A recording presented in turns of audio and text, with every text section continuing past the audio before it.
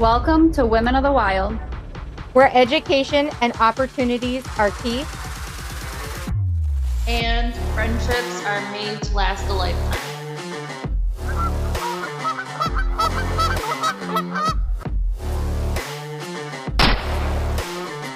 Did you get him? You think we got him? You think we got him? We got him. All right, Skylar, what do we got here? We've got a nice looking rip-off.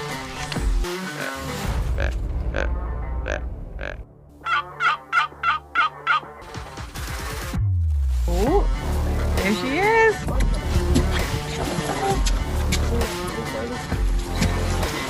Woo!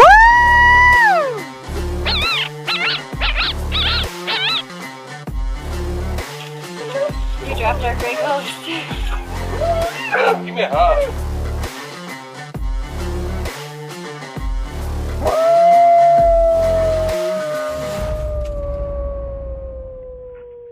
Welcome back to Season 2 Women of the Wild podcast. We would like to first start off by thanking our title sponsors for the 2024 year. Atlantic Coral Enterprise, one of the largest import dealers in the world with excellent quality for hides, skulls, shells, and amazing gifts for friends and family or even your household. You can find them at AtlanticCoralEnterprise.com. RM Calls, often imitated, never duplicated.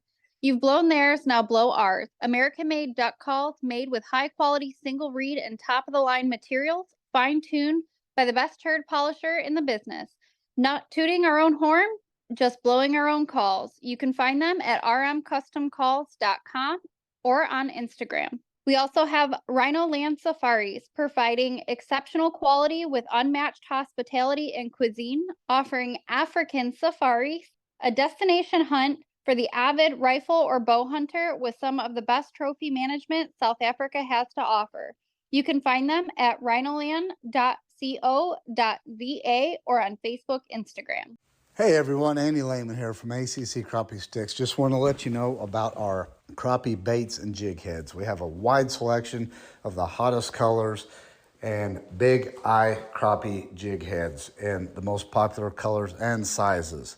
Check them all out at accrappiesticks.com. Thank you. And now for today's episode, we hope you enjoy. Welcome back to Season 2, Women of the Wild. This is your host, Felicia Marie. We are here today with an incredible outdoors woman from Michigan, Ann Nyguyen. And Ann, how are you doing today? I'm doing pretty well. I'm really excited to chat with you. You've been on events with us with Women of the Wild before, and following your story, following your journey, you are just a very well-versed woman in the outdoors, you know, being a mom, a wife, working woman. Like, you really seem to have like everything just nailed down, and it's incredible to watch your journey. So I'm super excited for our listeners to hear your story and hopefully, you know, follow your social medias and everything and see more of what you're doing and inspire other women to get outdoors. Oh, well, thank you for having me on this podcast, Felicia. I'm excited to talk to you about it. Absolutely. I'd love to just dive in and start it off with like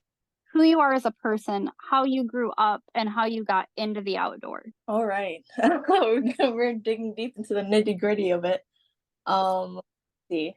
Well, I am a mom, a new mom who is in the outdoors.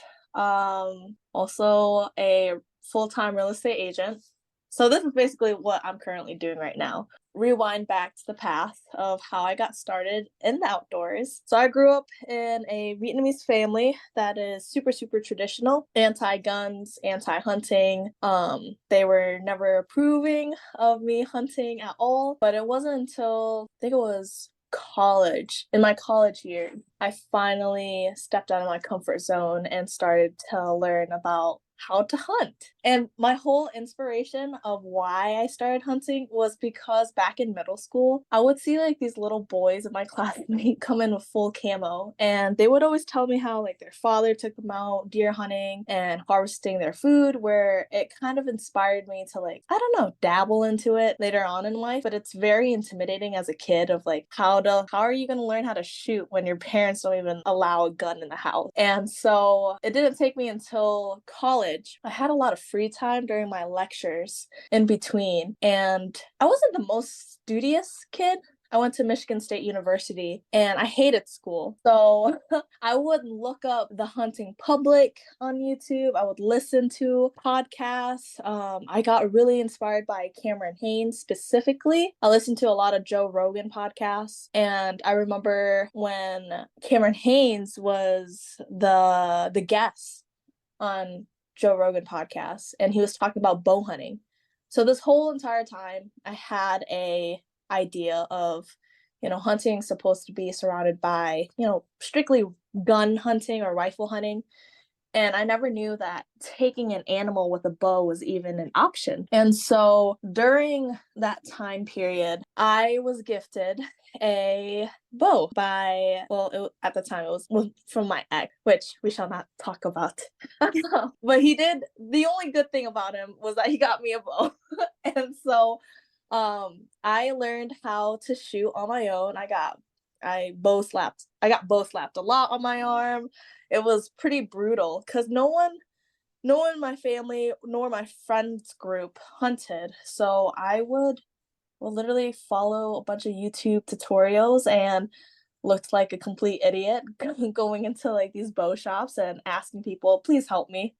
Like, dear Lord, I don't know what to do. And I specifically remembered that there was a local bow shop. And okay, so my life is a little bit all over the place, but basically I learned how to hunt in my college years. And during my college years, I traveled a lot back and forth to Virginia a lot. And there was a local bow shop in Virginia Beach that was willing to teach me how to properly draw a bow, how to shoot.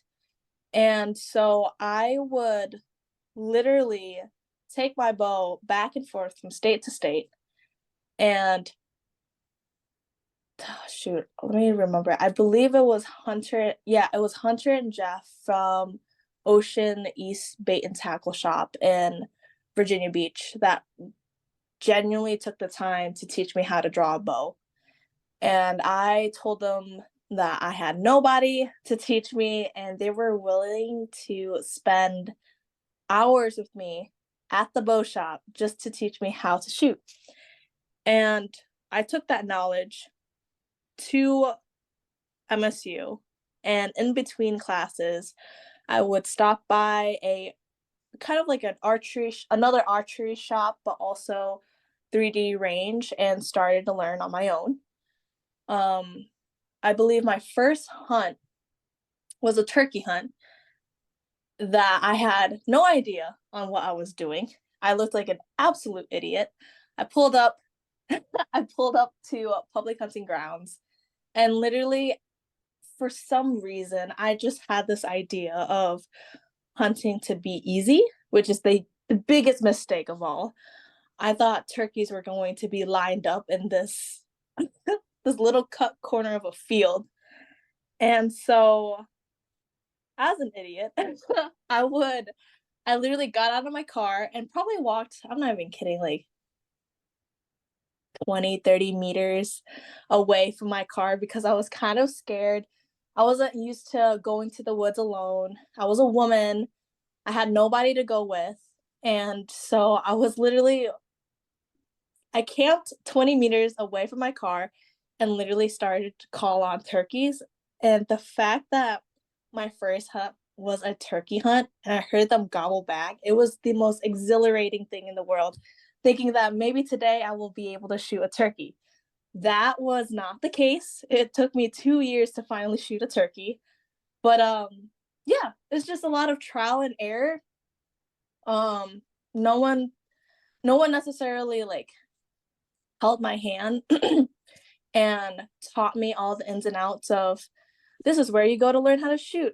You have to go do hunter safety. This is how you properly draw a bow. And just because you bought a bow doesn't mean that you can properly shoot it. Like, I had to learn all of it through trial and error and showing up to the woods constantly, because what you see on YouTube, what you see on how people hunt on video is completely different than the reality of it. People might make it sound super easy or super, super difficult. but you won't know yourself until you're actually out in the field and learning from it. And that was what I did during all 3 years of MSU.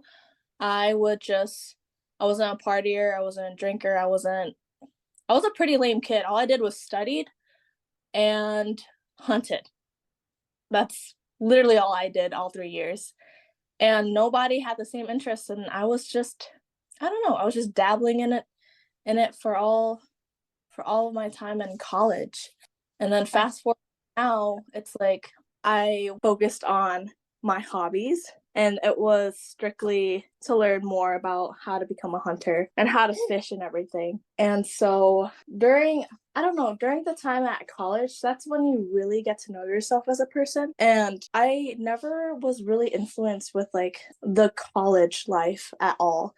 So with all of that, what you've been up to in the outdoors and how you got there, and not like turkey hunting, completely get it. Like that's a sensory hunt that I think a lot of people take for granted. So I love that that was your first experience. In all of this, you've adapted yourself into like an all around outdoorsman. You're hunting, you're fishing. What are some of your favorite things that you've been up to lately? Is like, what's your favorite game to hunt right now? Favorite? I think literally white-tailed deer it'll always be in the center of my heart. Something What about deer. does it? What was it? What is it that does it for you? They're tricky. Like, not a lot of people talk about it, but yes, I understand it's like a lot of people can hunt private land, even private land or public land. Like, they're both equally as hard.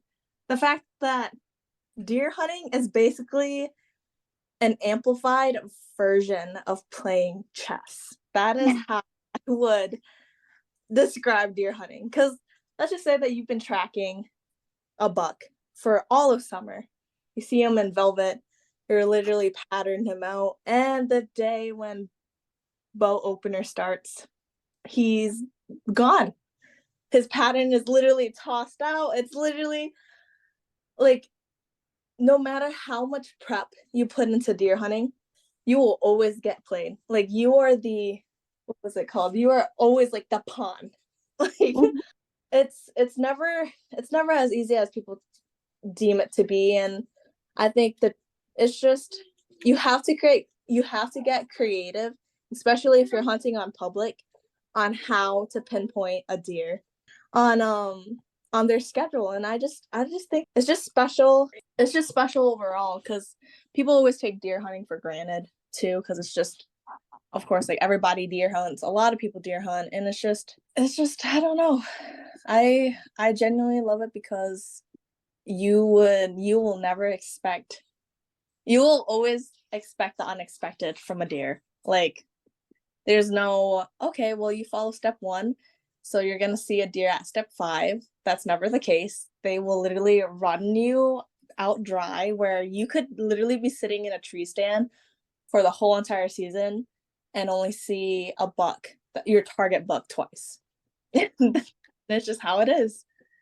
Yeah, I mean, I've had seasons where I've gone where that the whole bachelor crew showing up spring through summer, and season starts, and I've sat an entire season literally day in and day out, almost every day of my season, and never even seen my target buck. So you are right, like patterns change, and I think that scouting and cameras and things like that can put you ahead, but at the end of the day, they're still wild animals, and they can be very unpredictable. I pattern everything.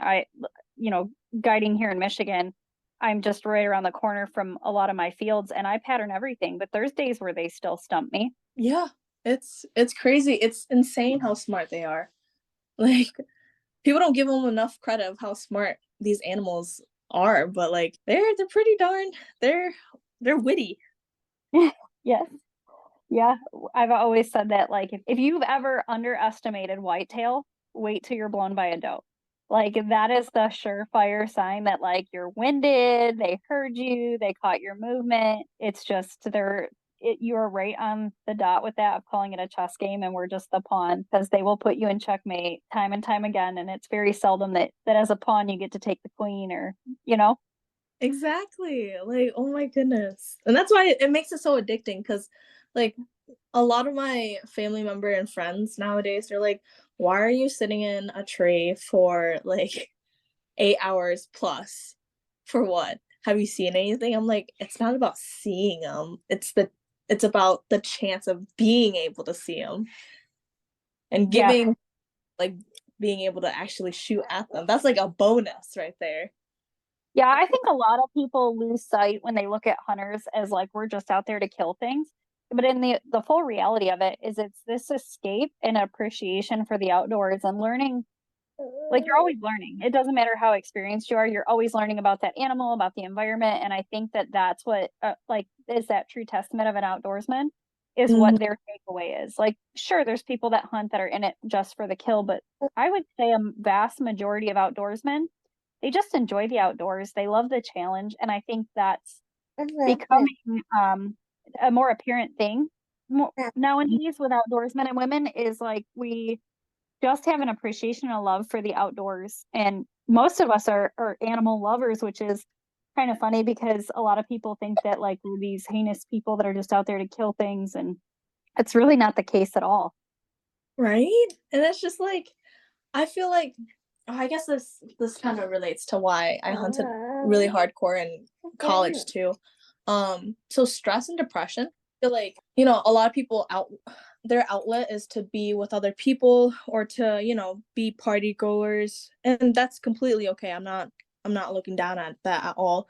But a way for me to like de-stress and kind of like cope with my depression at that time was strictly being in the outdoors. I felt like not a lot of kids were spending time outside, and especially with hunting, you're literally plopped down near a tree and you're focused on the little minuscule things in the woods. Like your mind goes completely blank or goes into like this reflection mode of your whole entire life. I make it kind of like a goal every time I go hunting to not play with my phone. I would, I don't know, make little trinkets out of leaves or play with sticks, like, and go back to the simpler times as a kid. But the time spent in the woods was literally a way for me to meditate and to really calm down with whatever of my life I was in. It's just a time of like self-reflection. And then of course it's always a bonus to see a deer. like if you made it in the stand for more than 4 hours without falling asleep and you're meditating here and there and then you see a deer, that's just such a bonus. Like at that, like hunting is it's just so funny because it's not strictly for the meat. The meat is such a bonus. But it's definitely a way for me to know myself even more and to like step back from like the daily hectic life that we're all living in. Yeah, absolutely. It's a really nice way to disconnect but reconnect with yourself. I think the outdoors, and I think a lot of people lose that, especially with, the way Instagram and social media has become is, they're out there making those TikToks and stuff. But the reality of it is if you're going out in the outdoors and you actually truly disconnect, that self-reflection that you're able to provide yourself there's nothing else that provides that like the outdoors. And whether that's going out for a walk, whether that's going out for hunting, reconnecting with nature and disconnecting from all the technology, I feel like it's a great way to magnify your happiness because like you see all these kids, they get so wrapped into social media or video games or whatever that may be on an electronic. But when we raise our kids or even ourselves, like sometimes we get so pulled into it that we forget we need that time to disconnect. And like it's just a hard reset sometimes. Exactly. Like I feel like, I mean, it's great now how like the female community is so involved with hunting. And don't get me wrong, like I give the utmost respect to people that can film and hunt. I've taken a step back ever since I had kids to film my hunts or to document everything because I feel like sometimes it takes away like the present time. Like you can't fully be present when you're like tweaking the camera or you're trying to make sure to get every single angle of a hunt, and it's hard to balance both. And it's just such a sacred time too because of course all of us we have a different job in life back at home, so anytime that we are able to get outside, it's just such a, I don't know how to describe this, but like it's a personal me time where you just don't want to waste it doing anything else. It's a time to recharge your life, basically. Yes, absolutely. We are going to jump to a short break to hear from our sponsors, and then we will be right back and we will dive back into this a little bit more with Ann Nyguyen. Share your love of the outdoors with your little ones through the exciting adventures in Dr. Josh Farr's children's books. As an avid sportsman, Dr. Josh Farr has taken his passion for the outdoors and uses his vivid storytelling to teach valuable lessons and appreciation of the world. Learn the alphabet through the ABCs of hunting. Find joy in exploring the outdoors with Let's Go Out and Play and more. You and your child will love learning about nature with Dr. Josh Farr. See all of his books now at drjoshfarr.com. That's drjoshfarr.com. Weeby Knives, a brand of skinning, fleshing, and butchering knives perfect for the hunters, trappers, and fishermen, with a unique high-quality knife for animals of all shapes and sizes. You can find them and more information at weebyknives.com or on Facebook, Instagram.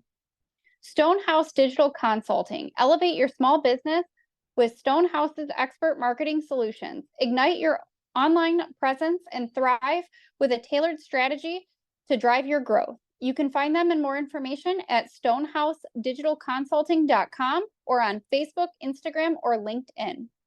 Livingston County Pheasants Forever, Chapter 465, with a mission to conserve pheasant, quail, and other wildlife through habitat improvements, public access, education, and conservation.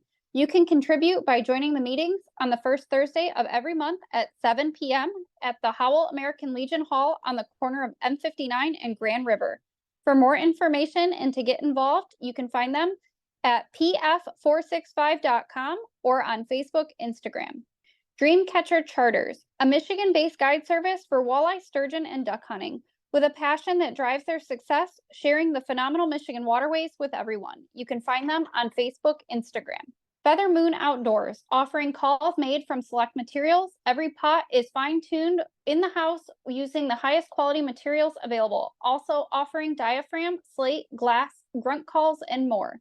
For more information, you can find them at feathermoonoutdoors.com or on Facebook, Instagram. Stay tuned, more podcasts to come. So welcome back. We are here today for the Women of the Wild podcast with Ann Nyguyen here in Michigan. And we kind of like to how you got into being an outdoors woman and where it sparked for you, you know, through middle school into high school and once you got into college, that it really resonated within you of who you are and what you want to do with your life. But there's a big piece to you that we haven't touched on yet. And I know that our listeners can probably hear it here and there, but you are a mom and you put that before everything. You're a working mom, a wife, you have a daughter right now, and you're currently pregnant. And you're like due almost damn near any day and like so excited. But I would love to dive into how you just juggle all of this. Like it is, as a mother myself, like I understand how it can be hard and it can be challenging. But what are some of the things that you do to stay on track and like keep yourself focused, but still be able to juggle being a mom and an outdoorsman and a career woman? Oh my gosh, this is such a funny topic. Like, you know how like a lot of people, they're like, well, you know, I can't hunt because I have kids. That is my most pet peeve answer when I get from people. I'm like, because people would always assume, like my peers, they would always assume like, oh, this is before I even had kids. Oh, just wait until you have kids. I'm like, yeah, I'll wait until I have kids and I'll find the how. And it's just it's such a mentality thing. Like for instance, you have kids. People will nonstop, like we're human beings, but we nonstop always have some sort of excuse of why we're not living the kind of life that we want to live.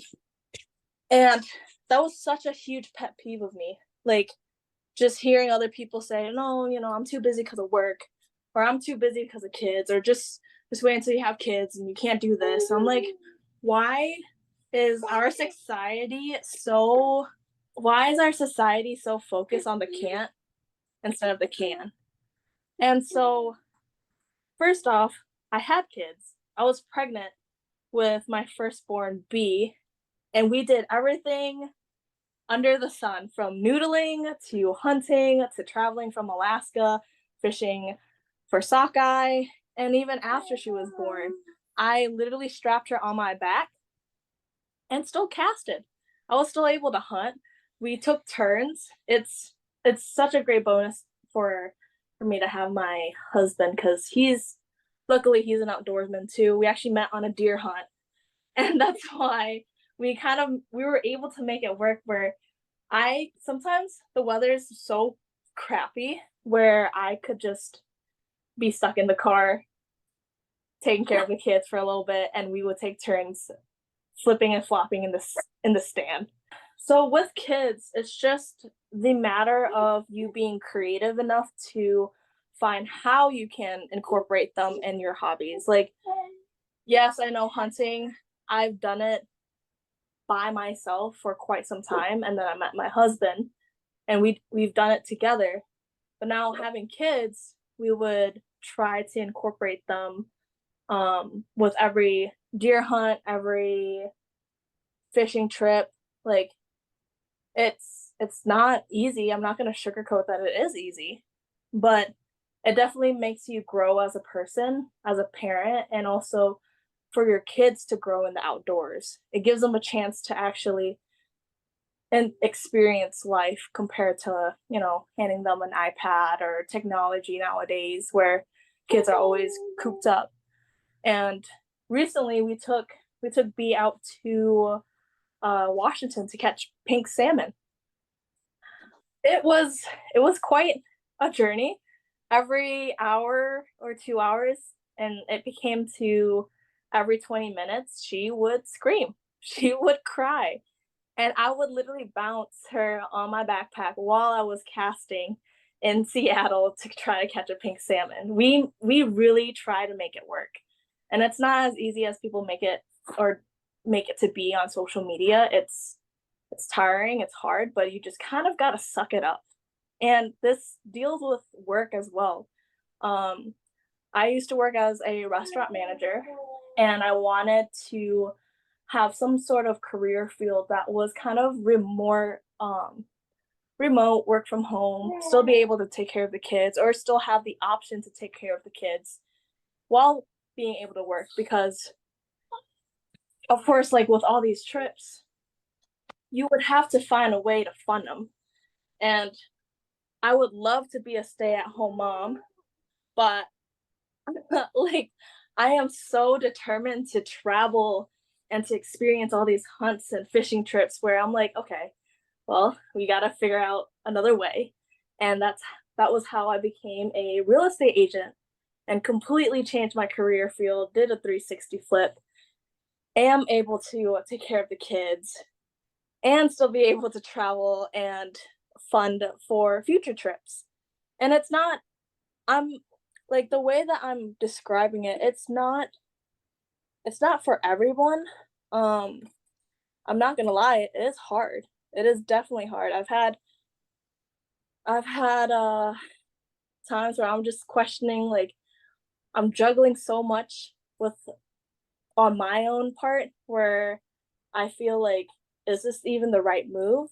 But as myself, or as like knowing how I am as a person, I wanted to start hunting. I didn't know anybody, and I found the how. How can I start?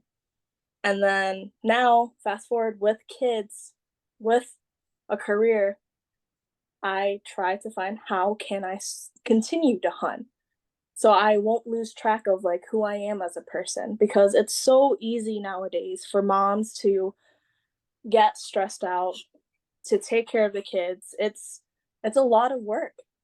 And I completely understand why moms would stay at home to take care of the kids. But then you start to lose your identity just being at home, taking care of the kids. You cook, you clean, and some moms would work at home, and it's just you quickly lose sight of who you are before you became a mom. You're so used to that term from your kids and your husband, where it's just so important to stay intact with who you are and your roots.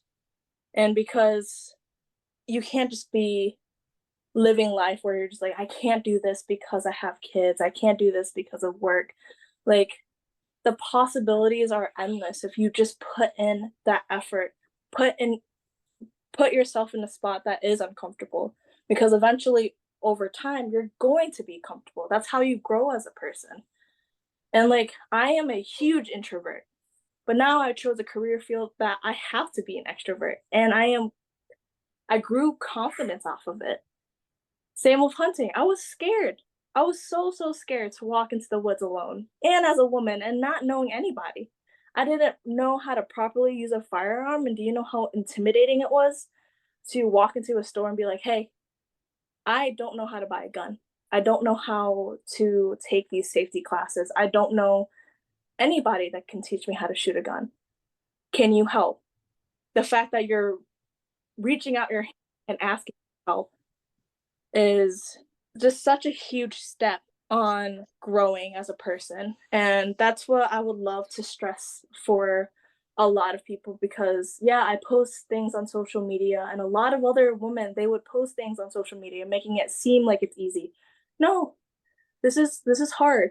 It is very hard, but the reward at the end of the day is so amazing, where you train yourself in a way to just completely evolve around different situations that you're in. Because how my life is now isn't going to look the same 5 years down the line. Could be harder, it could be easier, I don't know. But if you continue to keep pushing and keep finding the hows instead of like the cans instead of the can'ts, you will just overall grow as a person and not be, I don't know, how like so lost. Because postpartum, pregnancy, body image, to fitness, to your mental health, physical health, it all correlates to how you perceive yourself and what you do each and every day. Like, yeah, I'm on my 3rd trimester.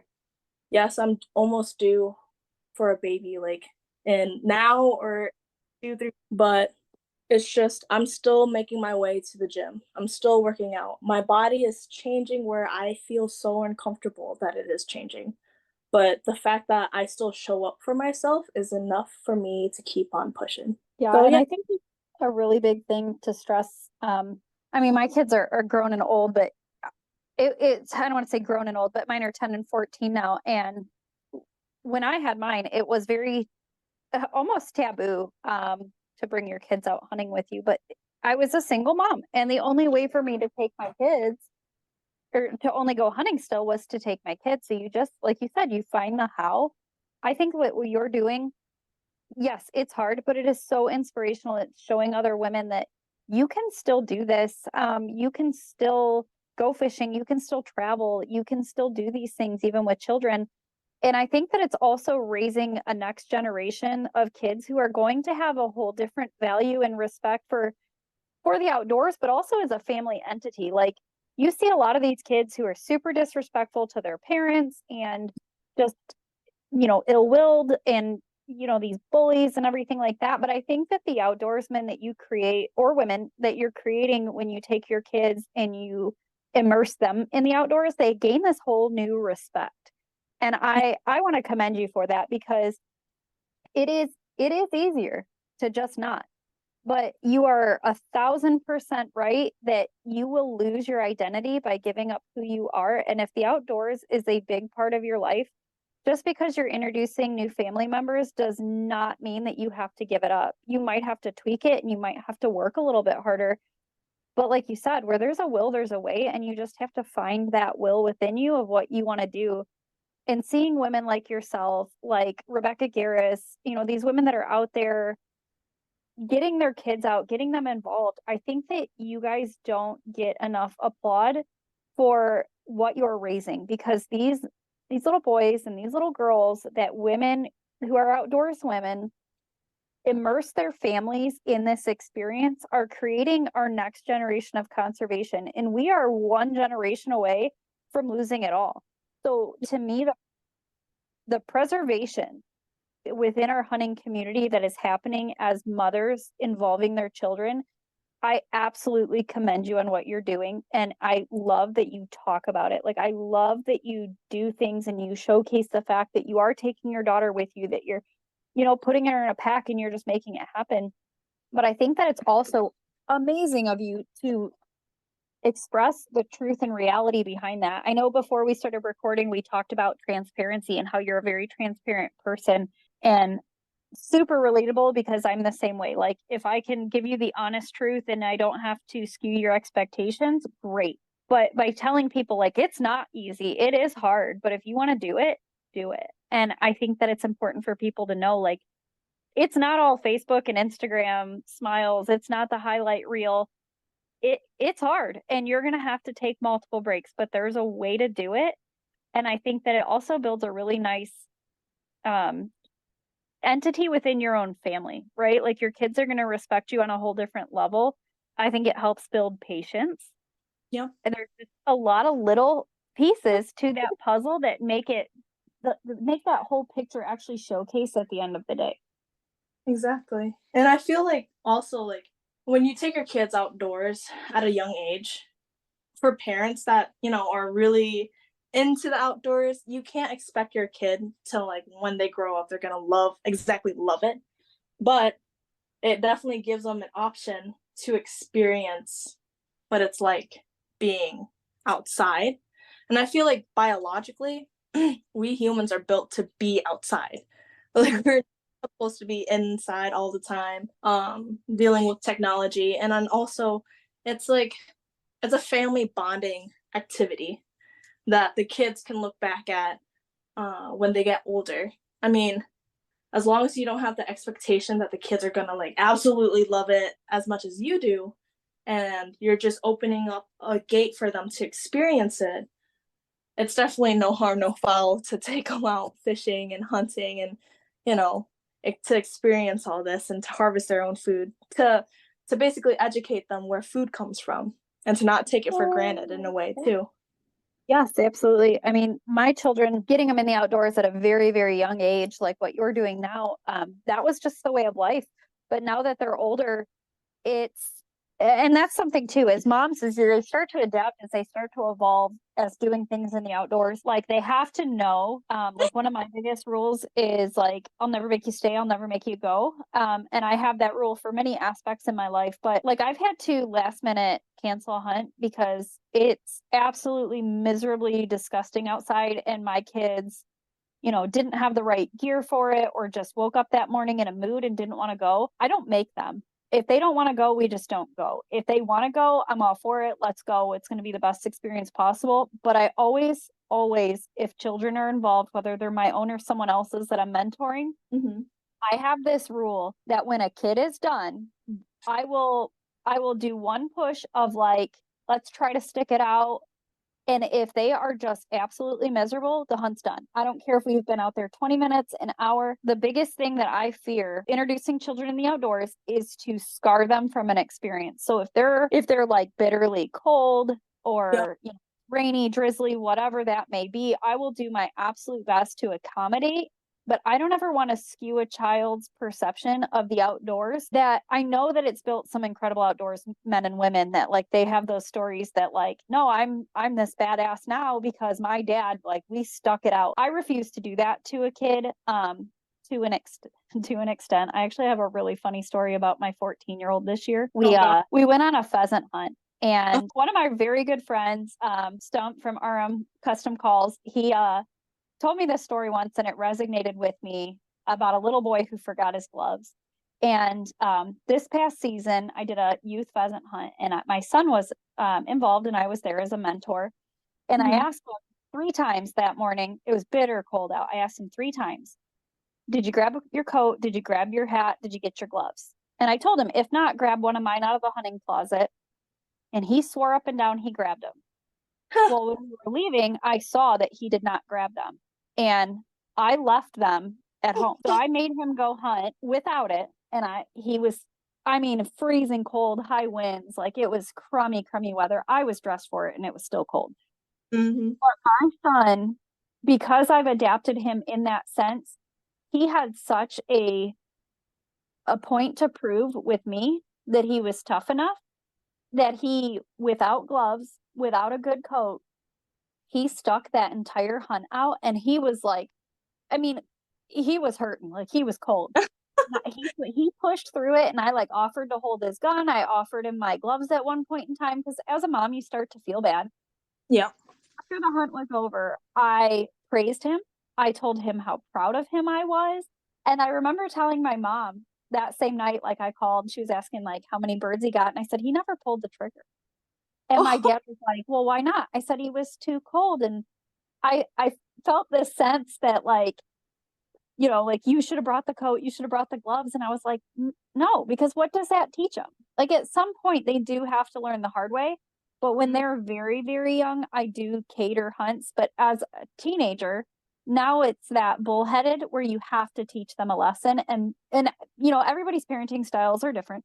But for me personally, if I have a kid that's not yet to their teenage years, if they want to call the hunt, we call the hunt. Now with like a little baby, it's different. You're just appeasing them until, you know, but if they're like absolutely miserable, throwing a temper tantrum, sometimes you just have to count your blessings that you got out there for the little bit that you did and you take them home. If they don't want to do it, it can be a very fine line of scarring children of what the outdoors is or skewing that perception to not make them hate it.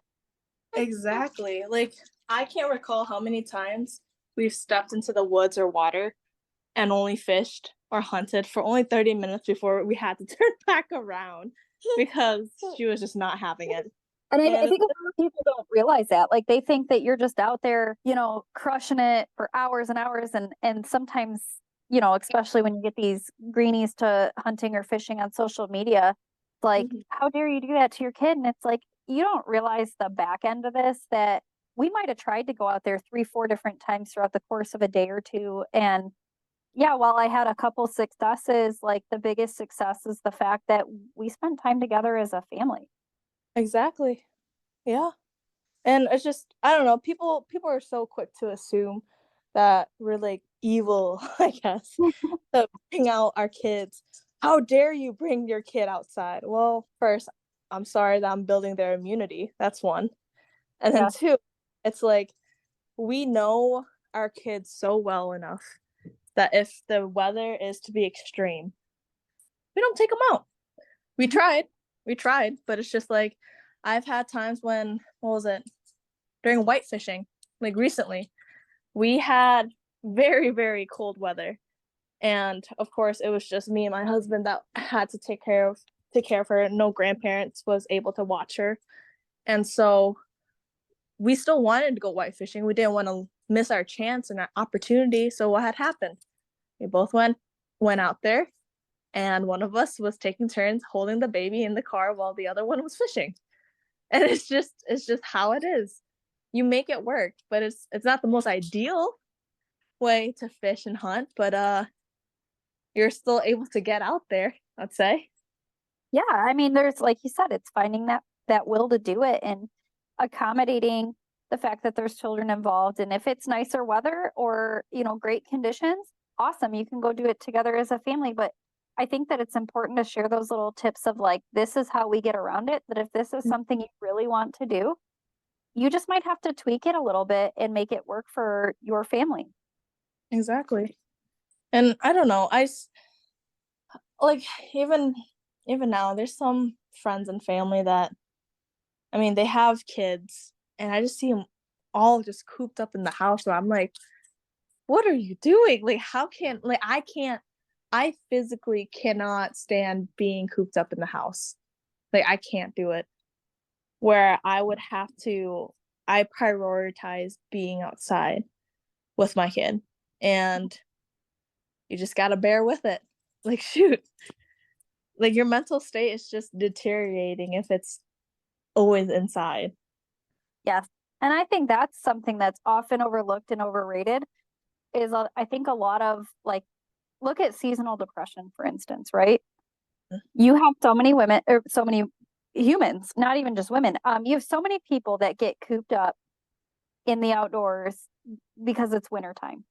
They're Yep. getting the lack of sunlight, they lose that vitamin D, depression, it's easy to set in. And it may be something minute, to where you don't notice a big influx in your personality or maybe depressed state. It's something that isn't talked about. Everyone has a mental state, whether it's depression, whether it's some sort of manic disorder. Like everybody has something with their personality that they could suffer at any point in time from I want to call it an episode, right? Like an episode of like depression or anxiety or whatever that may be. But I think a lot of it does equate to indoors or television or electronics, and taking those hard resets to get outdoors, especially as a family. It just seems like people are so much happier, and they're not comparing themselves to anyone else. They're just living their life. They're in the moment. And not to say that like it's not like, I'm not talking down to those who like truly have, some sort of depression disorder or something like that. But I think at some level, all humans, we are just wired that way, that we all have those moments. It may not be something that is always there, but I think that those outdoors and those activities, especially with loved ones, especially in good weather, when you're getting that vitamin D and you're exercising, I think a lot of that gets taken for granted too, that's all part of hunting and fishing and being an outdoors person, is that reset to your personal overdrive that you are constantly in between, whether you work a physical labor job or a computer job, you're tediously doing these tasks, and you need these resets that are your own personal outlets. Exactly. And I feel like, so like just talking about I guess disorders and like depression and all that, or episodes, it's like it's a question where, okay, so like back when I was at university and I was studying, I was always cooped up in my dorm studying. And I've dealt with like depression here and there, and just like the little amounts, like little episodes of depression, but that was pretty normal. Like human beings, like I feel like I'm like no doctor here, but I feel like with our brain, if we feel depressed or anxious in a certain period of time, I feel like that is a way for our brain and body to tell us that we're lacking something or something isn't right. And so every time that if you were to go to a doctor and be like, hey, I'm depressed, I don't know what's wrong, they'll make you take a survey. How depressed are you? Blah, blah, blah. But has working out and exercising been the number one top solution from a doctor? No. Usually, as soon as you step into an office and be like, hey, I'm depressed, they'll be like, okay, well, we're going to prescribe you with antidepressants. And that's the normality of it. Mm-hmm. That's something wrong with you. No, nothing. I mean, like, of course, everybody's different. Somebody will have a more serious disorder that maybe working out and exercising and being outside isn't going to help because maybe of their past experiences or, different life situations. But people just don't talk about going outside and actually working out as a way of therapy. It is essential. Like our bodies are known to work. And suddenly now we're cooped up because of work, and we stay, 9 to 5 at the office. You get home and you're stuck at home and you don't prioritize it. And you're just like, oh, well, a lot of people nowadays, they're like, I'm too tired. I'm too tired to work out. But has anybody actually worked out regardless of whether you're tired or not? And every single time after you work out, doesn't it make you feel a lot better? So a lot of people don't equate that, but that's actually a really good point of like, I'm too tired, I'm exhausted. But in all reality, by doing things with working out, with proper diet, with proper hydration, you're going to sleep better at night. Your internal chemical balance will have a good reset to it, and everything just is easier. So you're absolutely right. We are in a society nowadays where, something's a little bit off, we're going to prescribe you this. That's not really the solution. It's something that Big Farm has really, I feel, as an employer of Big Farm, I think that that's something that's very heavily pushed, is these chemical imbalances need to be treated with a chemical. But in all reality, they're natural chemicals that our bodies create, that typically there's a solution within that we can mitigate the need for medications if we are diligent enough and make the right choices in our life. So like, I'm not sleeping. Okay, take a sleeping med. No, actually, if you just work out and you eat a proper diet, it will probably fix itself, unless you actually have some severe issue that actually needs medication. Exactly. And I think our society's just kind of gotten lazy because of those things. And as a mom and as a woman that you are getting in the gym, you are working, I mean, you're like ready to pop, and you're out there being a mom, you're being an outdoors woman, you're working, you're being a wife, but you're also going to the gym every day, and you are like crushing it out there, right? Like, you, for being 8 months pregnant, I didn't even realize that you were that far along, because you are still so, like, I'm sure you feel over it, but in my eyes, you look amazing. You are active. To me, you're out there just killing it. And I'm sure it looks different, through someone's point of view of following you on social media and having conversation with you, opposed to like what it feels like internally for you. But as an outsider looking at your life, I want you to know that you are doing amazing and doing these things. While it's a huge mental health boost, I think it's often overlooked that those things are able to be done as a mom, able to be done as a wife, as working full time. And like you've said this so many times in the podcast, but it's so true of your, like, find your how. You have to have that want and that desire to do it. And as long as you are going to execute that and do those things, it is going to contribute to a happier lifestyle. And the outdoors mixed in with that puts you in such a better mindset. It really does. I mean, I just, like, going back to what you said about how our society is lazy, it is so true. Like, I don't know, people are popping out kids. They don't want to deal with a temper tantrum kid screaming at the top of their lungs. So what do? They turn on TV, or they give them an iPad. And yet those are the kind of people that would look down on me for taking them out fishing. Yeah, I have a screaming baby, but also they don't scream as much as me leaving them indoors. Having her on my back and her seeing like the views of the outside views, the woods, the ocean, it just, majority of the time, she's not that fussy. And it varies from baby to baby, but it's just, nowadays everybody is, a lot of people, like, I guess laziness is just the new norm. And if you are pushing yourself out of a comfortable boundary, then you're looked at as weird, or you're parenting wrong, or what you're doing is just not good for your kid, or you're crazy for even taking the time for yourself to hunt and fish when you have kids. I need time to reset. I am a human being. Yes, I am a mom, but I'm also Ann. I'm myself. And I need to recharge, and I would have to do whatever it can be to have that personal time to recharge, to be a good wife, to be a good mom. Because I can't expect my mental sanity to be there if I'm constantly cooped up in the house, taking care of the baby, not knowing who I am. All my hobbies are on standby, and it's probably never going to start up ever again. And to not pursue a career that I've always wanted to pursue.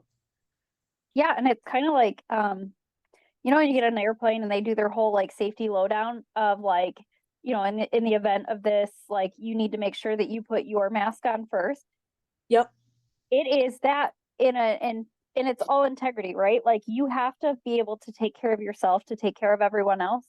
And I think that that's often overlooked, because as a mother, you kind of always put yourself last. And I don't think that is, it's okay to do. Like, you have to be able to put yourself first. And it's okay to say that, I have to come first, because I need to be my best self to be able to provide the best to my children, and to do things that give you that escape, give you that outlet.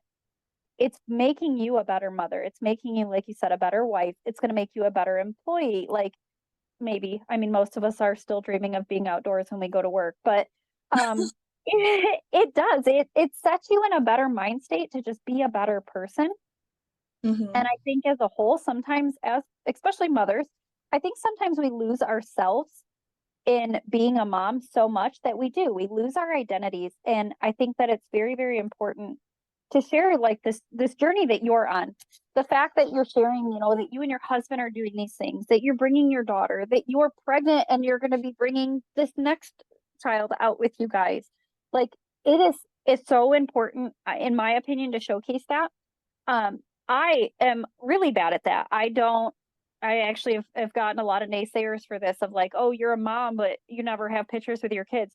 I don't post pictures of my children because they're old enough to voice their opinion that they don't want to be plastered all over social media. Now, do they care from time to time? But like I've had gentlemen reach out to me that are like, you're this awful mom. You're putting yourself first. You're out here hunting all the time. Where the hell are your kids? And I laugh because typically they're in the blind with me. I just don't show it. So like my son, my oldest, he's been to Nebraska, he's been to Arkansas. Like, I don't know many 14-year-olds that can say that they've done some of the things that my children have been able to do. But I think that like social media can be that double-edged sword. Like you either showcase it too much or you don't showcase it enough, and everybody just interjects their opinion, and it drives me crazy. But I mean, guiding here, typically my oldest son is out there with me and he's learning how to guide. He's learning the ins and outs. He's learning these animals. My 10-year-old just this morning on the way to school told me, he's like, Mom, I want to shoot a goose again. And I'm like, let's go. It's not season yet, but come January, we'll get back out there. And it's something that they have grown a love for because of the way that they've been adapted to it throughout the years. But I think that it's super important for us as moms to like reconnect ourselves and know that it's okay. And it's not a selfish thing to do to want to be in the outdoors or take that time for yourself, that we do need that reset for ourselves to be a better person and be a better mom to our kids. And now to the final segment to this week's episode of Women of the Wild podcast. We will conclude this segment by thanking our closing sponsors. Stay tuned for more of this week's episode after this short word from our sponsors. Muzzy Pheasant Farms, a mid-Michigan family-owned and operated pheasant game preserve that is open year-round. Muzzy offers educational courses and hunts. They are family-oriented, creating a great opportunity for new and seasoned upland hunters. With no membership required, come hunt with Muzzy Pheasant Farms. You can find more information at muzzypheasantfarms.com or check them out on Facebook and Instagram. Blast and Cast Guide Service is a veteran-owned and operated Michigan-based guide service for the Great Lakes.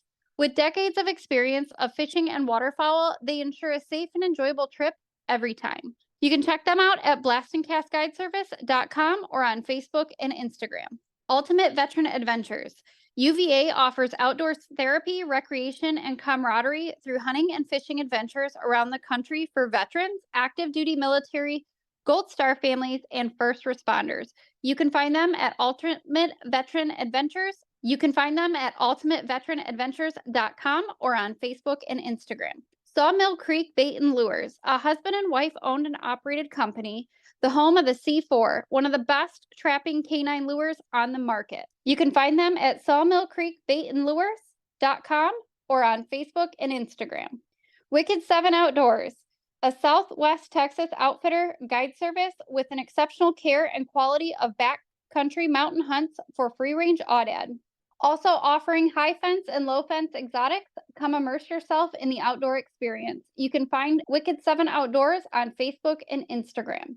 Misguided Outdoors is a female-driven Michigan-based guide service offering turkey and waterfowl hunts. Misguided is focused on educating women and youth, providing a hands-on hunt experience for all ages. You can find them on Facebook and Instagram. We thank you for tuning in, and we hope you enjoy the rest of this episode. Exactly. I just feel like it's just funny to me how like our peers or just our audience, whenever we showcase anything online or social media in general, they genuinely think that is our life.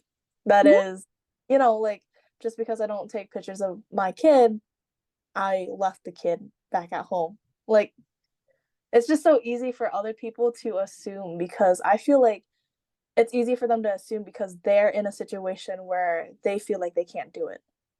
It's easier to hate on people than to actually or admire them or be inspired, you know? And it's just, it's pretty goofy. Like, even like my family, like my parents, they'll be like, Ann, you need to focus on work. You need to focus on work, and you can't be traveling all the time. You can't leave baby. I'm like, I don't necessarily have a very close relationship with my parents. And like I said before, like they're pretty traditional Vietnamese parents.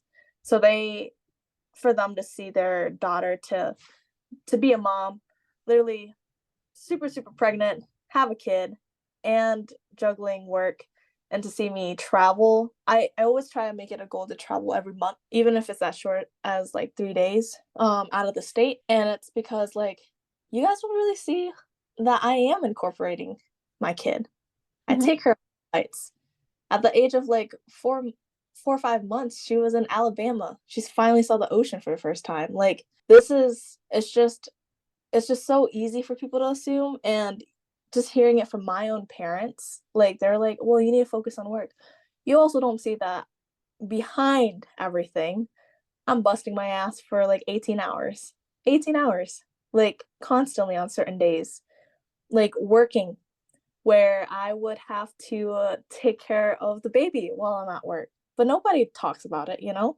We only know the highlights of it. And the highlights of it is what I live for, you know? Like, this is the reason why I work so hard and so incredibly hard as a real estate agent, because I would push and push and work straight for weeks, and I would prioritize 3 to 4 days of the whole entire month to have a reward and to travel out of state.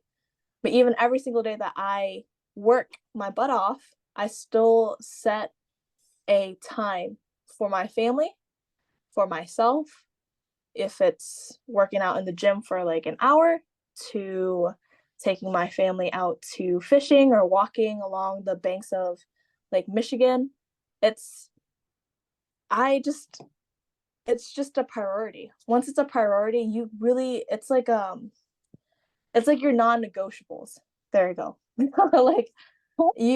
Like, you can't make an excuse for it. Like, yeah, I don't really document a lot of my life, and I don't need to explain to every single person in my life of what I'm doing, because one, you're not me. You're also not my daughter. You're also not my husband. Like, you are in a position where you don't need to know exactly what's in my life, you know? And it's okay to assume, because honestly, at the end of the day, what matters is myself, and my close family. I think you just hit the nail on the head there, though. Like, with social media, people have this crazy desire to have an opinion and an insight on other people's lives so much that I think that it distracts them from their own. But I think that it's so funny that our new, like, this generation, right? Like, our grandparents did not have social media. People wonder why relationships lasted back then versus now. You didn't have the social media and things like that where you could just have somebody else lined up to go be your best friend or date or whatever it is. Like, you put more effort into things. And I think that it's so funny that people are so entitled to they feel so entitled to an opinion about other people's lives. Because there's people out there that don't know you or don't know me, but have already made an opinion about us based off of social media. And it's, like you said, it's a highlight reel. You don't see a lot of the negatives, and you don't see a lot of the bad things that are happening in people's lives, or even like a skew of a photo. Like we talked about, you know, post a photo of yourself with a deer. They don't realize that your daughter was right there with you too. And no, we don't have to owe anyone an insight to what actually happened, or we don't have to validate your opinion based on our lives. I think it's a really funny thing that social media has created, that people feel so entitled to an opinion on someone else's life. We've seen some recently where, people are upset because somebody doesn't post that they're in a relationship, or they're not posting pictures of their kids, and they know they're a mom, and all of a sudden they're a bad mom or a bad, wife or girlfriend because they didn't change their relationship status. And it's like, why is that a topic? Exactly. It's just it's just people are so quick to talk about somebody else's life, and yet they can't evaluate their own. It's pretty funny. Like, I just remember too, like, this is kind of like a little off topic, but I remember I posted my first picture, or actually a picture of my first deer that I harvested ever. And I believe it was 2 years ago, and back in 2021, finally took my first whitetail with my bow. And oh my goodness, I was so incredibly proud of it. And then, of course, I got so many comments, and I had people that are in my personal sphere that would message me saying, "Hey, you killed a yearling." Oh, And I'm like, okay, here's the thing. She wasn't a yearling. Even though I didn't take the time to take a proper photo of her, I guess she looked small in the picture. But also, too, is like, I have been busting my butt out in the woods for so long. And I have never taken a deer with my bow. Never had the opportunity. I've worked so hard, and it was all public land. And I was finally given the chance to hunt private land for the first time, and was given a shot opportunity on this deer that I guess it was just too small in people's eyes. And people would take the time to send me a whole paragraph saying how wrong it was. And yet, every single part of that deer was utilized for meat to the bones. I kept the bones for broth. I kept every single little bits and pieces of that deer to make food. And it's just, people are so easy to talk down on another person's harvest when they have no idea where they're at in life. Like, how some people, they would post a spike. Yes, maybe killing a spike is wrong, but for that certain person to put an animal down, it's probably because they're not hunting for antlers, but they're hunting strictly for meat, and they don't have enough time. yeah. So we actually talked about this recently on a podcast that aired before this one, of people being quick to judge. Like, it's something that it needs to stop. As an outdoor community, we have enough fight from greenies, from these PETA kind of people, of putting us down, that we shouldn't be having these discussions within our own hunting community, that it should be supportive. Who am I to judge what a trophy is to you? Who am I to judge? Like, what if you're only able to get out 2 or 3 days in a season, and you're not able to get out multiple times, and you just need to put a deer in your freezer? That was the opportunity that presents itself. Like, doesn't matter if it's a yearling, doesn't matter if it's a spike, doesn't matter if it's not this biggest, baddest buck out there. Like, it should not matter. The celebration should be just residing in the fact that that person got out there. There is so much work, whether it's archery, whether it's firearm, there is so much to celebrate that a person was successful, or even the fact that they just got out there and they didn't sit on their couch and watch it through a television. Like, I just don't understand why we can't just celebrate each other's successes, regardless of quote unquote a trophy size. Like, it should not matter if it's a 180-inch deer or a spike. Congratulations is all that needs to be said. And telling somebody like, oh, like, I was very put off recently. A girl had shot her very first deer, and someone had said, "My dog is bigger than that deer. I can't believe you'd take that." How dare you take that celebration from this woman for her very first deer away from her over just a nasty opinion like that? Exactly. And you don't know what her background is, too. It's like, maybe she doesn't have a lot of hunting opportunities. Like, let's just say that she had to wait for somebody to finally take her out. Or two, she doesn't have private property where public is insanely hard. It is incredibly hard to compete against other hunters on public. And she was able to take a deer like that. And people are just, I don't know. I feel like people are just not being like an understanding human like they used to. And it's just hunting, like hunting should not ever be about the trophy size. Like, of course, you see like these monster bucks that people would post, and I really could not give. I really couldn't give a crap about whether it's high fence or low fence or whatnot. If somebody were to post it, I'd still congratulate them. Of course, Mhm. I have my own opinions, but that's to myself. It's not to anybody else. Right. Yeah. We have our own standards of ourselves and they stay for ourselves. And I agree with you. I don't think that it should matter. No, I mean, if you're trying to like put something in a record book and you're trying to compare a high fence to a free range, different. But Yeah. somebody that is just out there to hunt, to have an experience, like what if Mhm. this person doesn't have access to public hunting ground? And maybe it's, I shouldn't say access, but maybe they're, what is around them is so overhunted and overpopulated that they don't feel comfortable, or maybe especially as women feel unsafe in their area, and they just don't have the ability to get out there and Mm. experience certain things, regardless of what that maybe they don't have private land around them.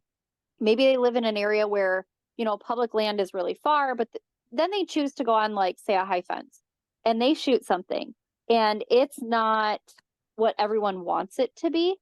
It doesn't matter. The only opinion that should matter about that animal is the person that chose to take it. Exactly. Everyone else, you weren't there. You don't know what that person's been through. Like, it's just crazy to me that it is something that we're seeing a lot of. And I think that it's important for people to understand that what they're doing is tearing our own hunting community apart from the inside. We have enough people from the outside trying to pull it apart and look down on us that we don't need to be doing it to ourselves and to Mm. our fellow outdoorsmen. We need to just be celebrating whether it's a success, like in a harvest may not even be involved at all. Like I've seen people that are like, oh, I've been out hunting, or you've been out all season and all I've seen is selfies. Where's all the animals? And people work hard. And it's just, it's, I will never understand the naysayers of someone else's experience. As long as you're getting out there and you're doing it and you're doing it lawfully, that's a Mhm. celebration. Exactly. Like, oh my gosh, I don't know if you follow this page, the steelhead and salmon page for Michigan. Yeah. Oh my goodness, people would roast each other like nonstop, and I'm Yeah. like, come on now. Like, I would see a father and son duo post a picture that they caught a nice salmon off at Betsy, and the salmon around here. Like, of course, as soon as they swim into the rivers to spawn, they start kind of dying off already. Hmm. And people would make family trips up north just to do a fish haul. And a lot of people that either one, they run a charter, two, they are constantly on charters where they get fresh fish, they would always be like, well, you're gonna put that on the smoker, or oh, you're eating zombies, or you're eating like basically um the like a fish that's dead or rotten. And I'm like, are you serious? Like, one, maybe there's a reason why they went up north is to catch fish like this, and this is going to be their food. Or Why maybe would that's the only time they had off during that season to go, you know, work exactly? Or they, schedules and family schedules. Coordinating those is difficult all in itself. exactly. And it's just like people are just so they're just so used to bashing on other people on social media, where it's just like, okay, it could be funny to an extent, but um it's just sad to see. It's just sad to see that, like, you can't take in consideration that maybe they can't afford a charter trip. That's Mhm. why they can't catch fresh fish. Like, it'll be completely different if anybody can catch fresh fish, but it's just like that was the only time when salmon are actually coming into the rivers, where it's people are actually able to catch them easy. Mhm. And I don't know. It's just Or maybe it's not about the meat at all and it's just the experience. I'm actually a big fan of the river fishing at the end of the salmon run. oh my gosh, so much fun. And it's funny because so a lot of people don't know this. When you catch the salmon at the end of a run, their Uh-huh. meat is is white. It's Yeah. not this pink salmon that everybody, that what you're buying in the grocery store. It does not have this like salmon fishy taste. It honestly tastes like a completely different fish. I actually love it, and I actually use it a lot of times for smoking it for dog treats. Mhm. So the quote unquote zombie fish, I honestly love it. Especially the end of the season, at that run when they're coming into the rivers, and they are half dead. So you're getting a reaction bite because you can't snag here in Michigan, but you're getting a reaction bite. They're not really hungry. They're coming in, and it's more of a, when the fish does bite, it is more of, there's something in front of my face that you've just aggravated them enough to bite it. Which a lot of people don't understand, but that meat, it's a completely different fish than for you to get a charter and to go out on Lake Michigan and go catch them while they're still out in the lakes. It's different, and people don't understand that either. But Yeah. as somebody who for the last decade goes almost every year for the salmon run, sometimes Mhm. it's not even about the fishing at all. It's that, like we talked about earlier, it's that connection to the outdoors. I'm a big daddy's girl, and he's always been a fisherman, and he's a big fly fisherman. So that end of season run, yeah, we go out and catch the zombie fish, and it's not even about the fishing. It's about the fact that I'm doing something that my dad and I love to do together, and now we get to do it with my children, which are his grandkids, and it's the experience. And people, like, who cares what that fish looked like, or as long as you're doing it legally and you're having a good time, just celebrate it. Exactly. It's just like, oh my gosh, like I don't know if you've seen it too. I've seen people post photos up at Tippy Dam, Mhm. like back in the like early 2000s, or even in the 90s, like back then. And it's just so cool to see like how much they've grown. Like grandpas or dads taking out their kids out to fish, and then they would snag a little like old school photo, and they did like a fast forward photo like before and now.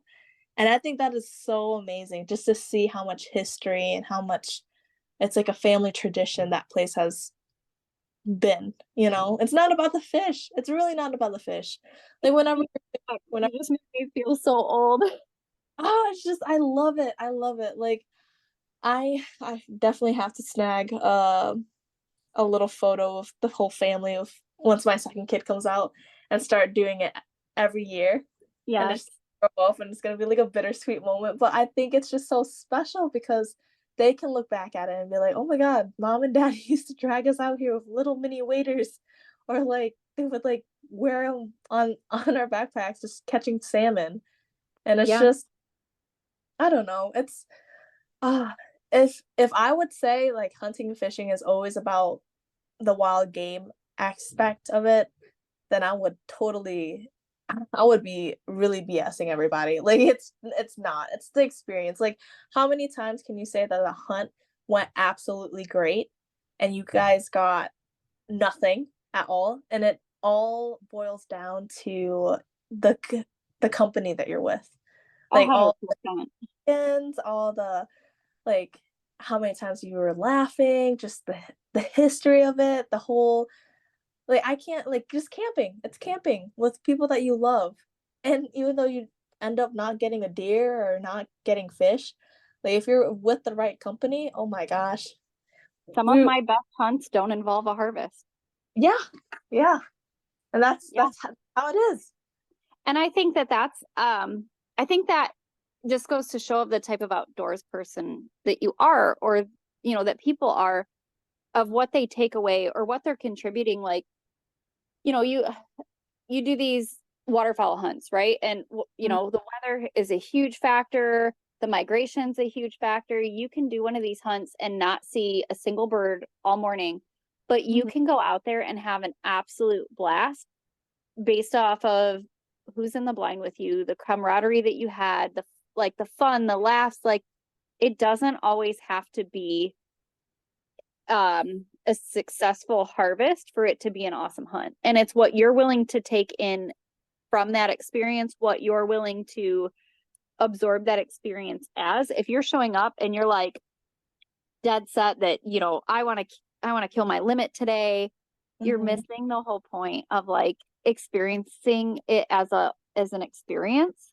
That to me is the best part of being in the outdoors, is that experience and that connection you get to make with other people and do it in the outdoors. It's a hard reset, but it's one of my favorite things to do, is just be out there. I don't care if it's just a hiking trip or shed hunting. Like we do those with Women of the Wild. We'll do like the shed hunts or foraging, or we'll go do these hunts. And yeah, we might have a shit hunt and we might not see anything, but you learned something and we had a great time. And to me, that's the success.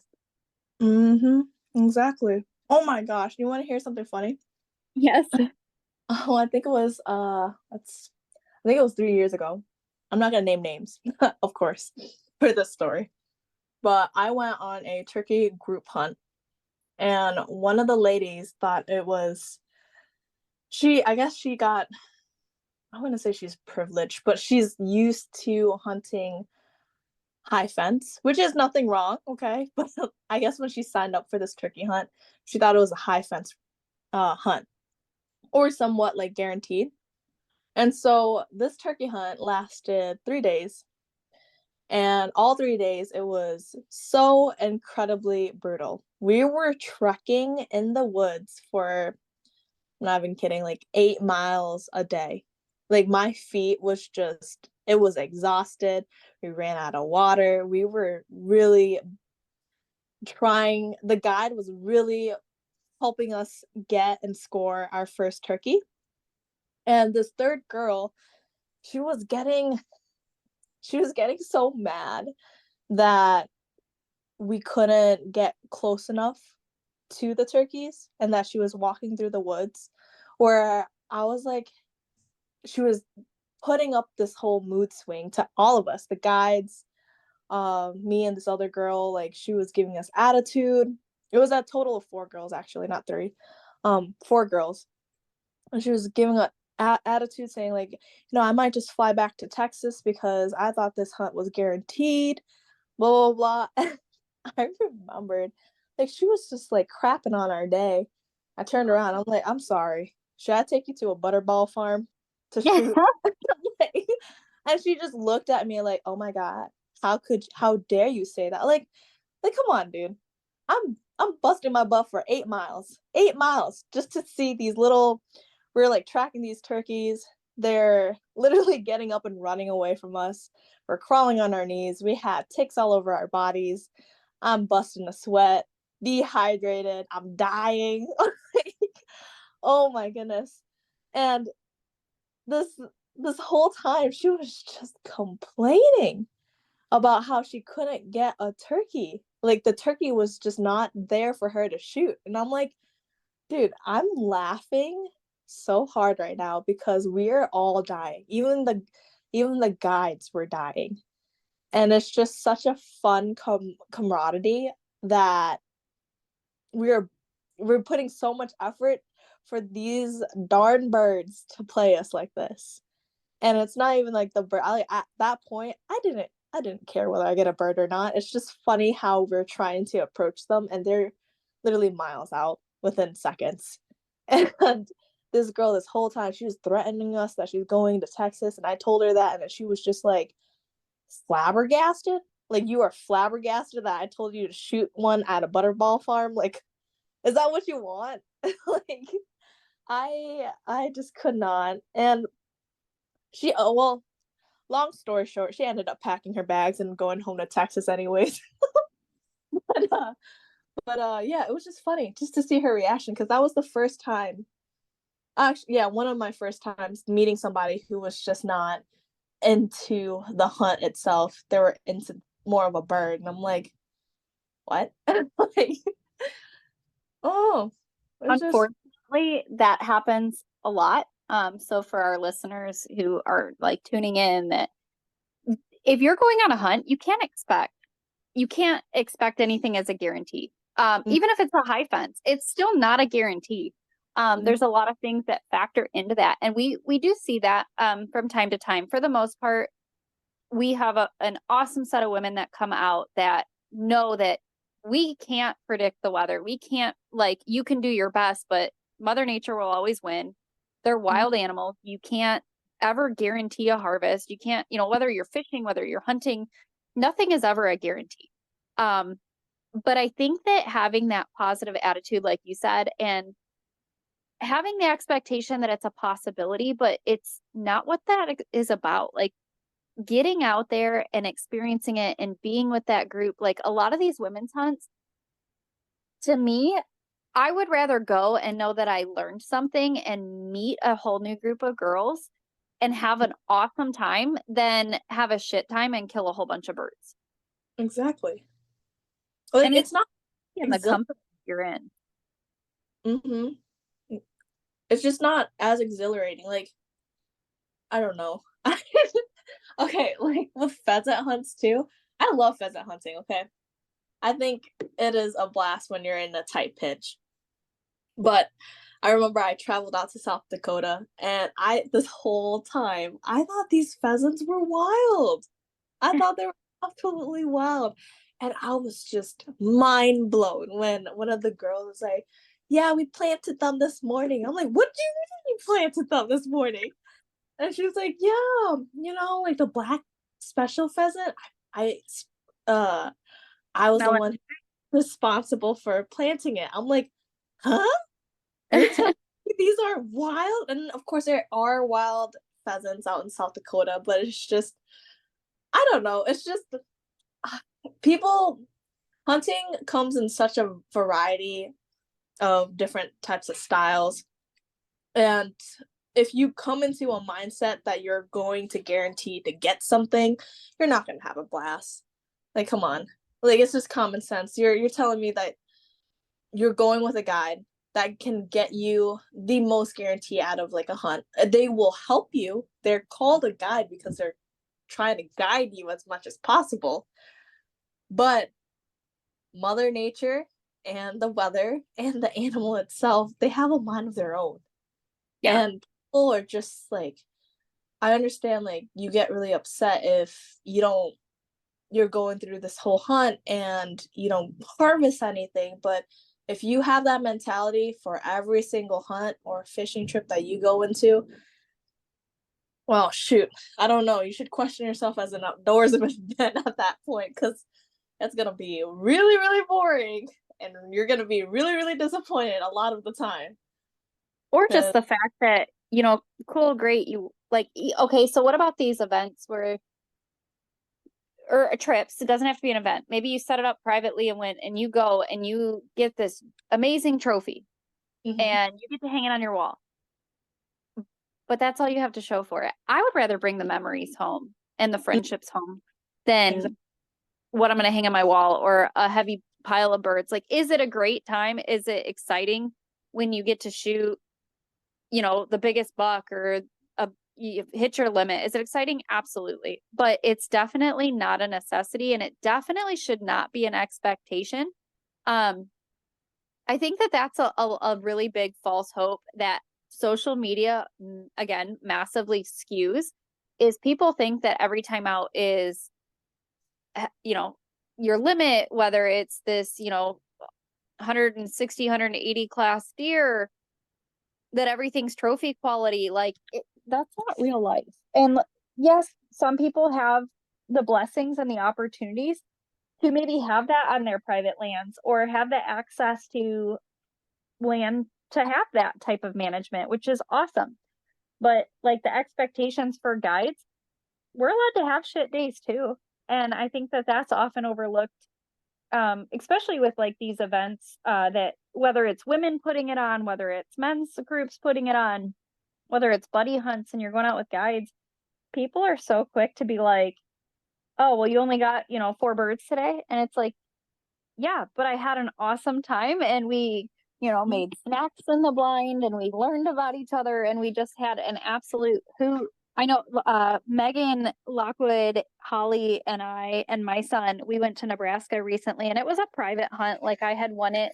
And we had a day where we didn't have a lot of action. I don't know that we even pulled the triggers. And honestly, we had So much fun. Like it was one of my favorite days of the hunt, and we only left with 2 birds that day. Like we had birds from the other days, awesome, but like some of my best hunting stories come from very little to no harvest, because when there's not a lot going on, you get to goof around and you get to, build that camaraderie a little bit differently than if you're taking it super serious and there's a lot going on. So I think it's all what you're willing to take out of an experience. Really is. I mean, shoot, well, birds, oh my gosh, they're the most unpredictable things in the world. Like, oh my goodness. Like, I thought deer, big game is unpredictable. Man, birds are just something else. Yes, they are. They are clever.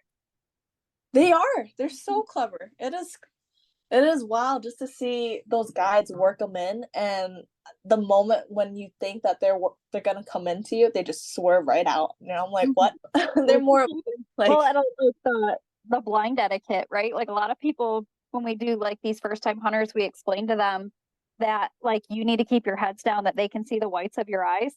A lot of people don't realize how good vision, like how well the vision on a bird is, whether it's a turkey, whether it's, waterfowl. It's something that like a blind etiquette has a lot to do with your success rate. But gosh, they're just, to me, there's nothing better than I like geese, but there's nothing better than a goose cupped up that you have fooled into coming into your spread, or like that you're calling that you're the real deal. Like turkeys and geese, they just do it for me. That's my preference of species to hunt. And I just love the fact of outsmarting. And like you said earlier, the chess game. Every animal that you hunt is essentially a chess game, right? Like you're trying to predict their next move. They're trying to figure out yours, or what that next step is going to be, or they went left when you thought they were going to go right. Now I got to figure out a way to get to them. Like it 100% is like a chess game in anything that you're hunting. Yeah, people just don't give enough credit to how much you have to fool them in order to bring them in close. Yeah, it's tasking, but it's fun. And I think that to me, I always say that the suffer behind the hunting. Like I absolutely love when you're out there and you're just like packing it through the mountains or packing it through the woods, and you're putting all this blood, sweat, and tear into it. And whether it's the views, whether it's the harvest, whether it's just the experience together, like that, it all equates to just a fantastic experience to me, that I actually enjoy the suffering. But aside from that, like decoying an animal or calling an animal in and fooling it to get, like, I'm not a long range shooter by any means. It's not something I do. It's not something I enjoy. I like to get as close as I possibly can to an animal. Like I refuse to shoot a turkey past like 20 yards. Like I just have no want or desire like to shoot a turkey at 40 yards. I want them so close that I can feel them gobbling, and I can hear it in their chest, and I can, hear their feet stomp on the ground. And that's what for me does it. So that whole aspect of hunting, it's going to be what you want it to be. And your success is going to fall where, what you're willing to do in that field.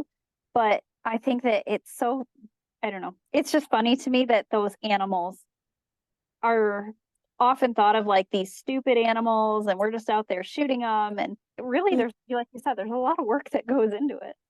Like, honestly, for all the people who think like, who are disappointed every time we walk back home empty-handed, they're like, oh, well, it's always the people that never hunts or fish that has a lot to say when you come home empty-handed. They're like, oh, how hard is it to catch a fish?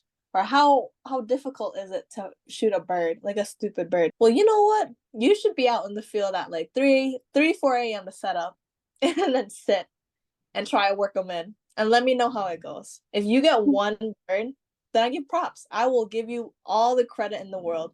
But these birds, oh my gosh, no matter how small the brain is, even a squirrel, for God's sake, like every time I go squirrel hunting, they never show up. It is the when most. You're deer hunting, they're there.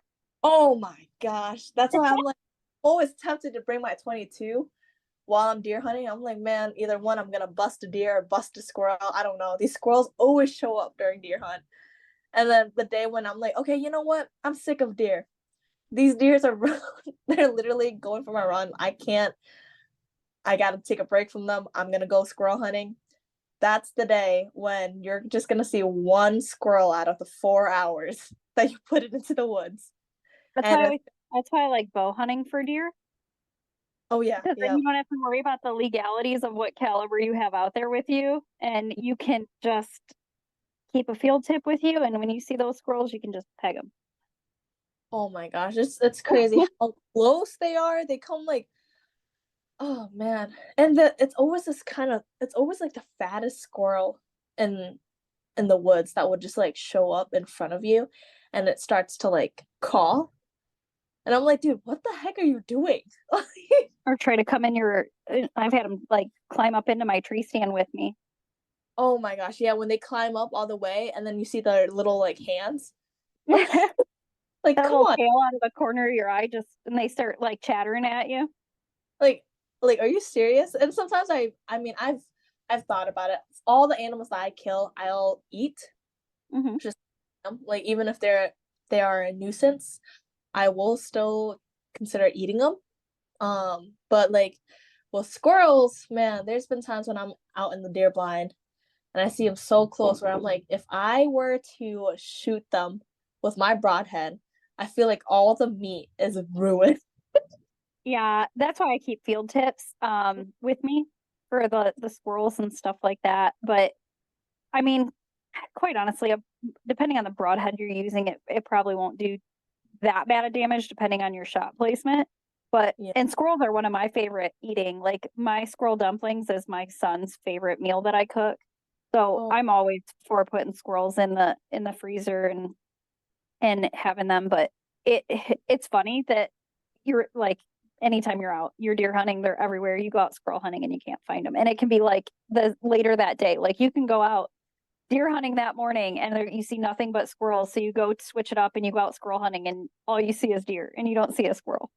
Oh my gosh, I know. So And squirrel meat is so delicious. Like people don't really rave about it that much, but oh my goodness. It's so soft, tender, and sweet. And like all they eat is like nuts. So it's just like like their meat is so good. Yeah. It is so good.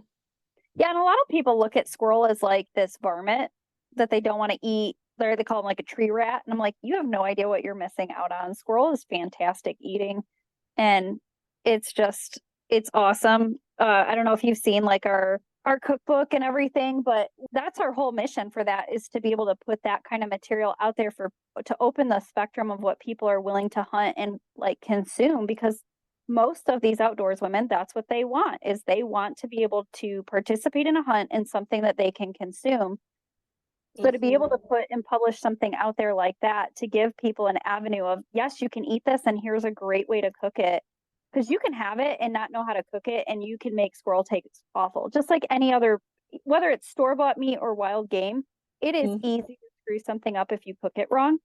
But I tell people all the time, like with squirrel, you can almost cook it any way that you would cook chicken.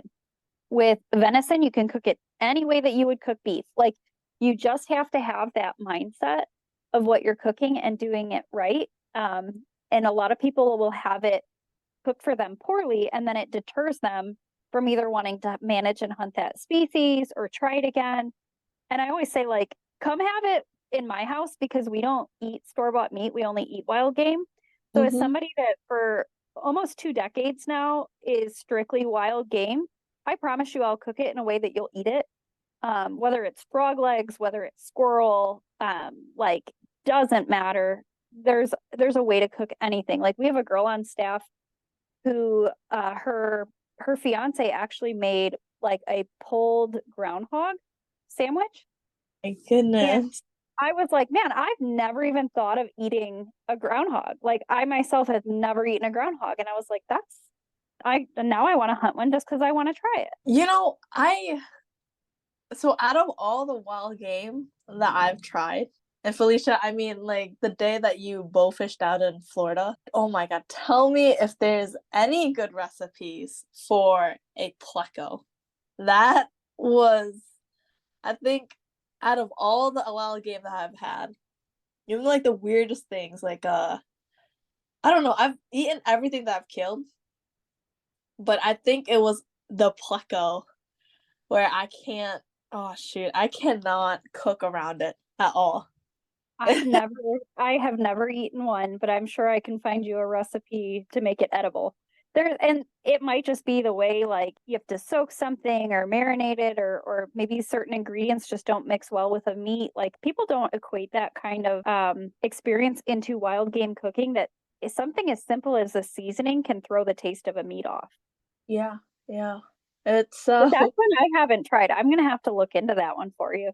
I honestly, man, that was a tough meat to swallow. Like, I mean, I we went and did bow fishing in Maryland, and this was, I don't know, 4 years ago now, maybe. We did that, and we did snakeheads, and it was something I hadn't heard of a lot of people eating, and I was like, I have to try it. So I brought it home, and I will tell you, like, snakehead, like, I don't know a lot of people that eat dogfish. We have dogfish here, but over on the East Coast, they have snakeheads, and it is fantastic. Like, my son calls it dragon meat because it almost is like chicken.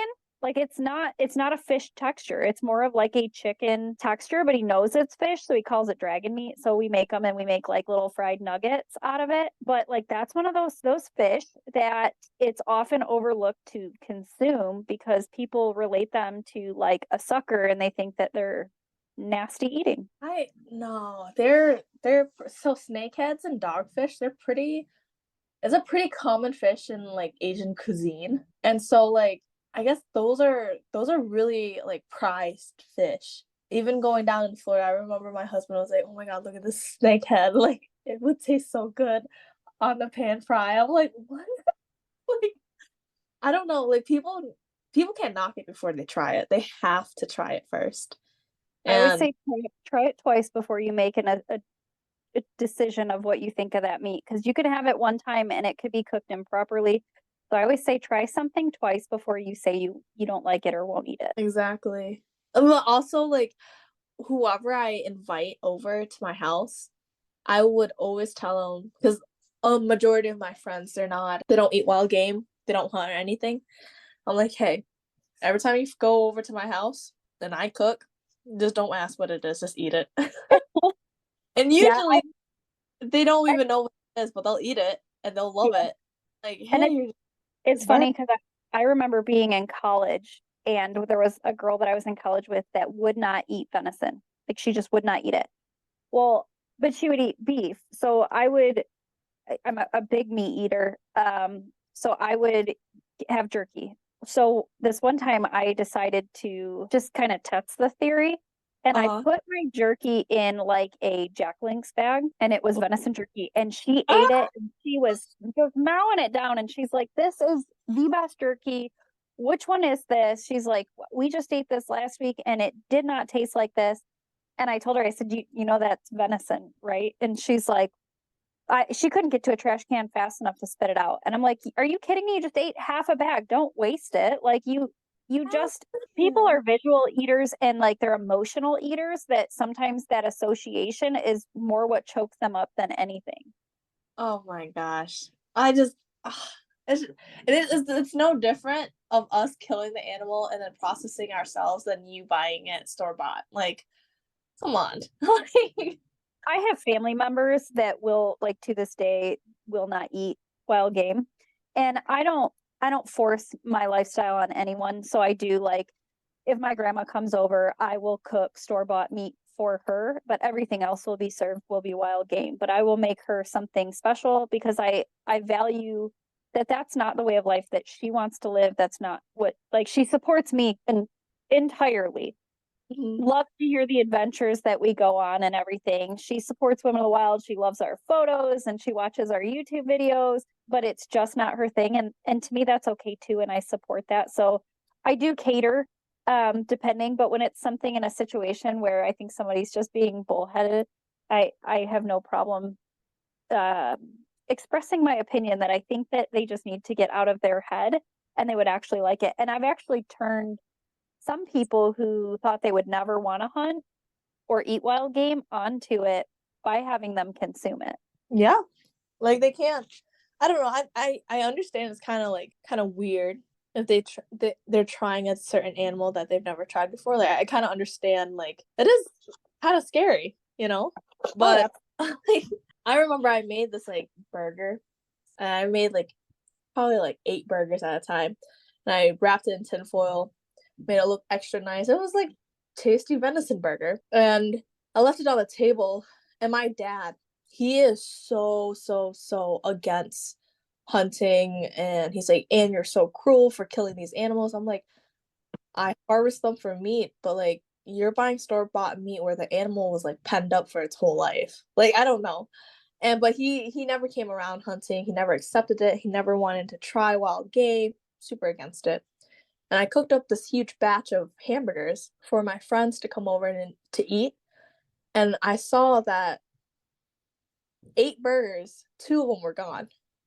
I didn't know where it went. I asked around, and I saw my dad eating it. And then I was like, "How's the burgers?" And he's like, "Where'd you get this from?" I'm like, from a store?" Like, "How is it?" He's like, "It's not bad." And I'm like, "Dude, you just ate venison. You just ate deer, and you ate 2. Not 1 burger, but 2 burgers. Like, you can't say shit now saying that it's like crap or you can't support it. Like, you just ate 2 burgers, man." And he never wanted to acknowledge me ever. Like, I straight up told him, "You just ate deer meat. I told you it tastes good." And he's like, "I didn't know." I'm like, "Okay, well, whatever." And until this day, he doesn't eat deer meat whenever I offer it to him. But like, if I make it and I leave it there, he's gonna eat it and not know what it is.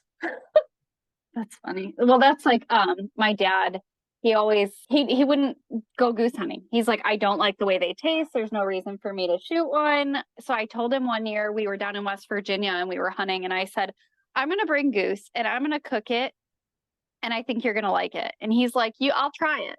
If you make it, I'll try it." He said, "But I promise you I'm not gonna like it." And I said, "Okay, we'll see." So last year in 2022, I put my goose stew recipe in their cookbook because of my dad. He absolutely would not eat goose again. He had it several times. Like he'll try it and try it and try it different ways. Mm-hmm. So he had it the way that I cook goose, and he couldn't even tell that it was goose. He said that it was almost like a roast is the way that I make mine, like a roast stew. And he said, "If you would have put this in front of me versus beef and told me to tell you which one was goose, I couldn't." Holy cow. And I've had girls that come on our Women of the Wild events because we do that too. We cook wild game to introduce species that they haven't yet tried, or something when we cook, or like when we did the walleye event that you came on, we had walleye cooked for us in several different ways so you guys could experience it in what we were out harvesting in different ways. I think it's important to showcase that and let these women know that there are multiple ways that you can make these to make them acquired to your taste. Man, I don't know. It's just, it's definitely, you can get so creative on how to cook wild game because not a lot of people cover it. But man, it is the tastiest kind of meat ever compared to like, your normal chicken and beef and shrimp or fish. And it's just, people really are missing out for not trying wild game at all. Oh, 100%. Well, Ann, we are exceeded past our typical hour, and I have enjoyed talking to you so much. We're going to have to continue another one of these episodes together because you are an absolute pleasure to talk to. I think that you are a great inspiration for women, for mothers, just an attribute to the outdoors with a good heart. We've loved having you on events. I know you've been on some goose hunts with us. You've been on the walleye event, a local Michigan girl, which is where Women of the Wild is based out of. And I'll look forward to hopefully having more adventures. And I'm super looking forward to seeing this new baby. When that little face merges, I can't wait to see what you do coming forward for the 2024 year. And I know that we're going to have so many more adventures. And it's been an absolute pleasure talking to you. And I can't wait to see what 2024 holds for more adventures in your family. Yes, I can't wait to join more of the Women of the Wild trips too. Yes, I know we were already talking about South Africa, so I'm looking forward to 25 with you and your husband, and getting a whole group over there and just having an awesome time. Heck yeah, Felicia. It was a pleasure talking to you on this podcast. I know we went a little overboard, but okay. That is perfectly fine. I've enjoyed every moment. Well, you and your son have fun at the dance. Make sure he doesn't party too hard. Yes, he just gave me a dirty look. Well, Well, Ann, thank you so much. And to our listeners for Women of the Wild, like we discussed with Eating This Wild Game, we do have cookbooks still available on the website. It's www.womenofthewild.com. And we look forward to many more adventures for the 2024 year with all of you ladies. We have new merch coming, so check out the website for that as well. If you want to find Ann, can you tell us where people can follow you on social media? well, you guys can follow me on Instagram at Win Outdoors, NGUYEN Outdoors. And then I'm also on YouTube alongside with TikTok. And I'll be posting more videos and content after baby number 2 pops out. Yeah, we're looking forward to it. Well, thank you, Felicia, and hope you have a great night with you and your son, okay? Thank you, ma'am. You have a great night. All right. Bye.